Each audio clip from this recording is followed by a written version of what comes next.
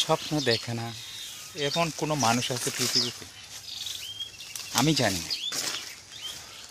স্বপ্ন যদি কেউ না দেখে থাকে তাহলে সেই মানুষের অস্তিত্ব আসলে নেই।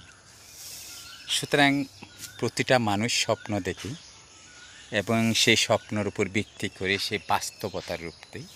এটা হচ্ছে বাস্তব। সুতরাং স্বপ্ন দেখি ভালো। স্বপ্ন যাতে সঠিক এবং বাস্তবায়ন করতে পারি সেদিকে সবাইকে খেয়াল রাখতে হবে। ধন্যবাদ। স্বপ্ন দেখে না এমন কোনো মানুষ আছে পৃথিবীতে? আমি জানি না।